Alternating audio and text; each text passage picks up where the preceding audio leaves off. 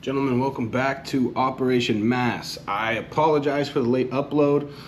A lot's happened the past few days. I switched coaches, so a lot was going well.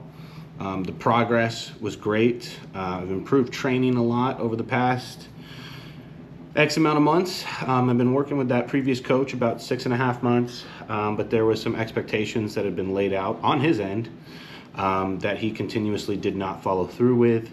Lack of communication, and when you lay out certain expectations and you don't follow through time and time again, at the end of the day, I'm paying for a service, and if the contract of that service is not met, then it's time to leave. At the end of the day, it's business.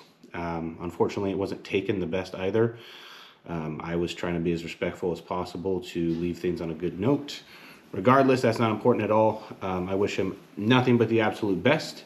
No hard feelings on my end. Like I said, it's just business. So I got a new coach, and we've already been on the phone multiple times. Well, we've been on the phone once, but we've been texting, and we have everything laid out in the Google Drive. I've already completely switched over the plan. I've gotten everything I need, and we are rocking and rolling. So we're halfway through week 11 of the off season. Diet was changed up a little bit. Training was changed up a little bit. So I'm just going to break that down for you here real quick.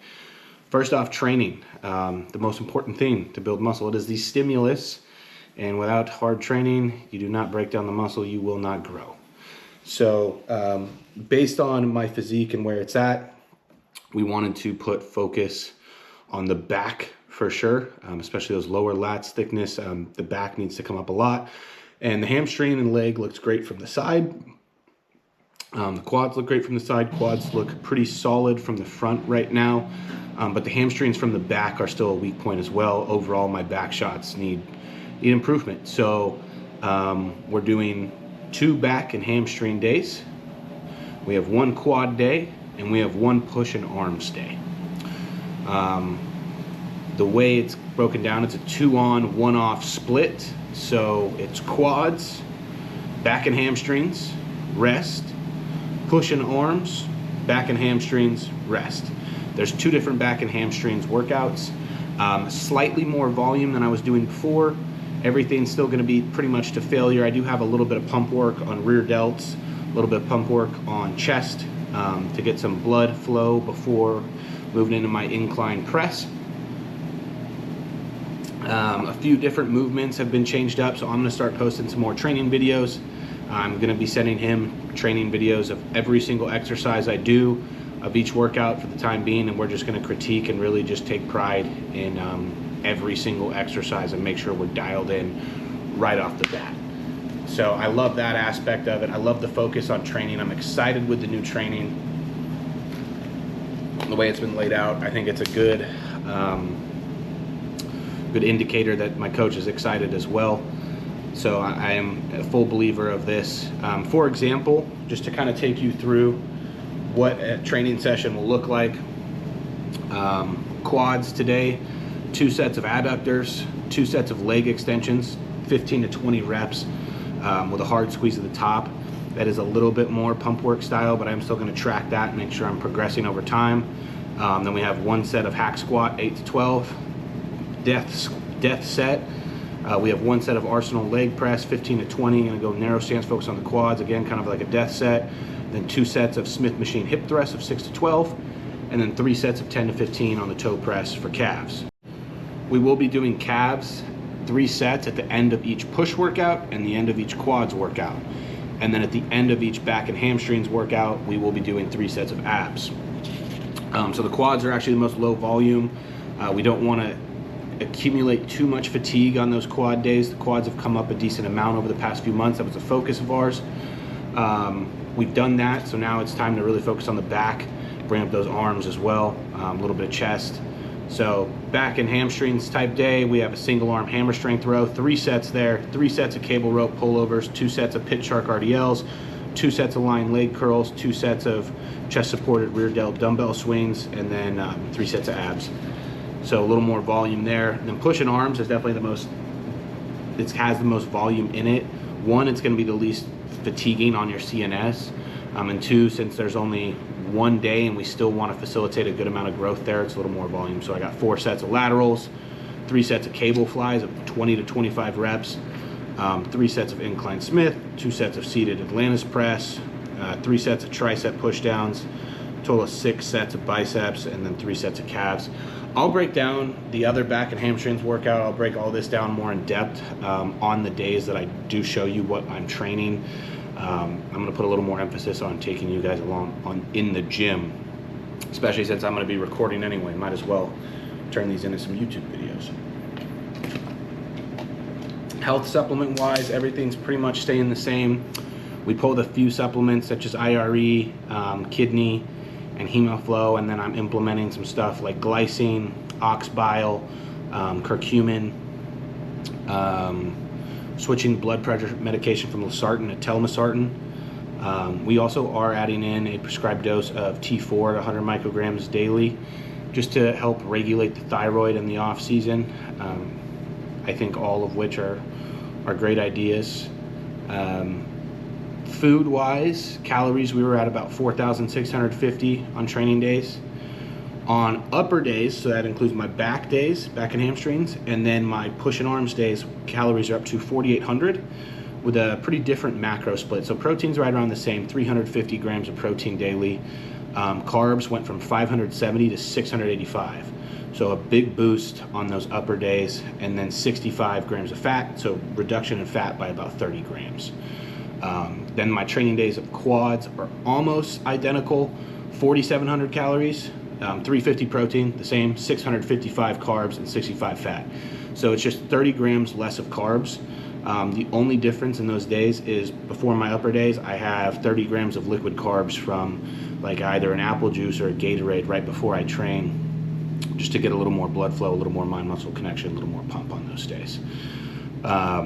Non-training days, it's a pretty drastic. It's a little bit less food than I was eating. I'm only eating 5 meals on those days now instead of 6. So protein's more around, like, actually here, I don't even have it in my OneNote yet, but it's on the fridge. Protein's at 290, carbs are at 425, fat's the same, right at 65 grams. The only meal I pull out is 70 grams of whey isolate, 150 grams of cream of rice, 100 grams of banana, and 20 grams of honey, which is my post-workout meal. So I don't have that on non-training days. I don't have 30 grams of carbs from intra-workout, cyclic dextrin, and then no juice or Gatorade on before pre-workout, because there's no pre-workout, there's no intra-workout, and there's no post-workout. Everything else is all the same on non-training days. There's not a reduction in carbs in any of my other meals.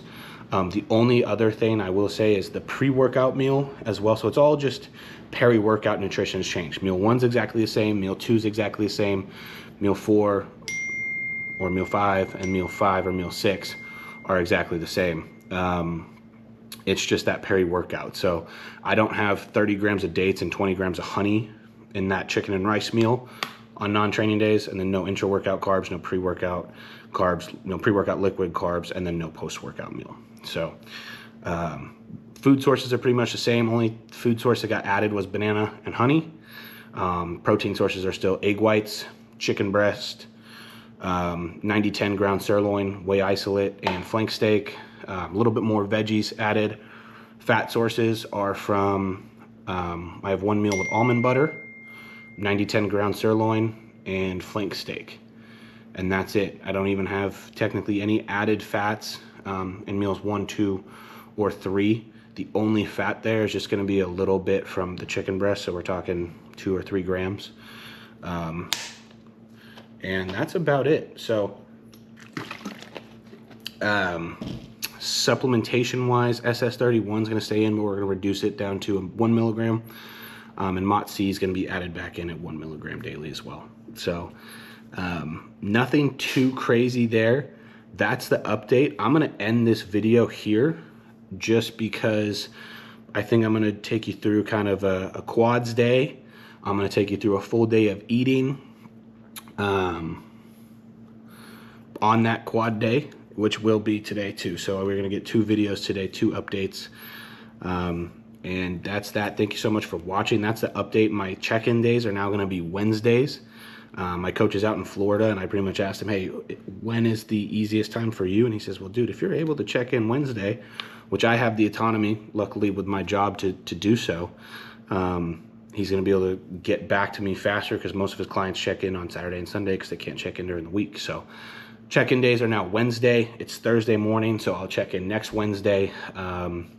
Still taking daily fasted body weight, tracking sleep, tracking water, 2 gallons of water daily, 1.5 grams of salt on every meal. Intra-workout, I have 3 grams of salt. We are doing, there's like a little note section if there's any notes I need to make about life stresses, digestion feedback, hunger levels, anything like that. We're taking blood pressure 3 times a week.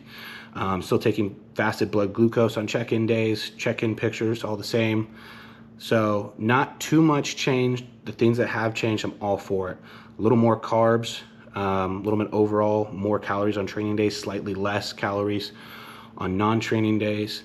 I'm all for the new training split, and the energy of this coach is honestly freaking unmatched. So I'm about as fired up as it can be going in this next phase. And again, last coach was great, extremely knowledgeable, extremely wise, helped me a lot. I'm grateful for everything I learned and everything we were able to accomplish together.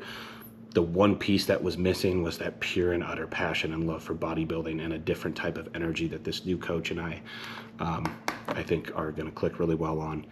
And I'm excited for this next chapter. So God bless you. Thank you so much for watching. I'll post this one, and then we'll get a quad day video as well with some food.